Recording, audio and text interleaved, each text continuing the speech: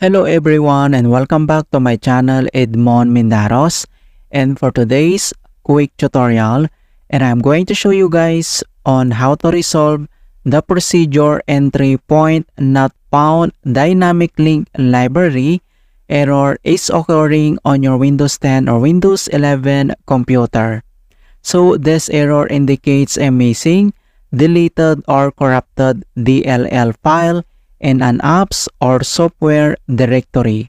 Kung paano ba natin ito i-fix, and without further ado, and let's go ahead. So all you have to do is to open up on a web browser, and then dito sa searching address bar ay kailangan lang natin i-search and i-download natin itong Visual C++ Redistributable Packages for Visual Studio 2013.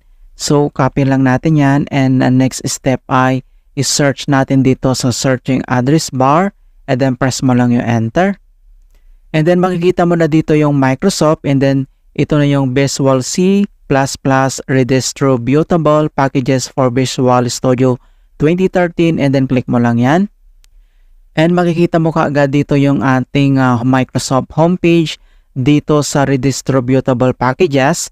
So, ang next step ay dito lang sa kanyang select language, so pwede mo itong i-customize or modify mo kung anong language yung option mo. Okay, so click mo lang yung English, and then next ay kailangan mo lang i-click dito yung download, so click mo lang yan.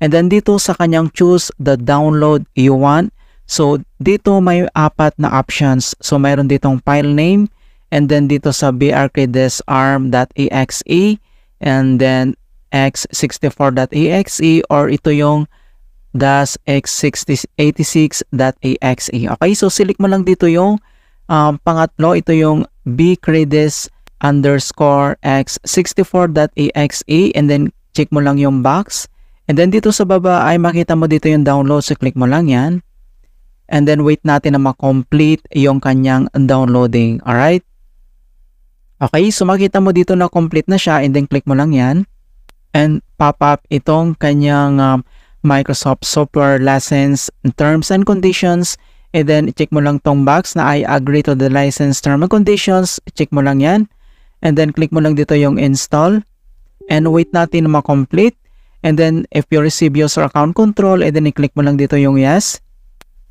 and wait natin na ma-complete yung setup process, and then yung initializing.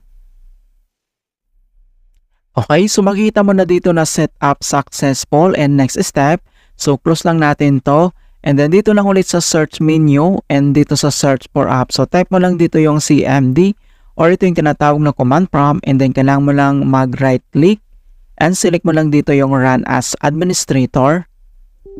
If you receive user account control, and then i-click mo lang dito yung yes, and dito sa administrator command prompt ay kailangan lang natin i-enter yung command keyword na dsm space / online space / cleanup -image space / restore health. So copy lang natin yan, and then next step ay dito lang sa task mag right click ka lang, and select mo lang dito yung edit, and then i-click mo lang dito yung paste, or pwede mong gamitin yung keyboard shortcut na Ctrl+B. So click mo lang yan, and then press mo lang yung enter, and then deployment image servicing and management tool. So dito ay kailangan lang natin hintay na ma-complete ang verifications into 100%. And makikita mo na dito na the restore operations completed successfully. And next command keyword na kailangan natin i-type. So enter lang natin ang command keyword na sfc space / scan now.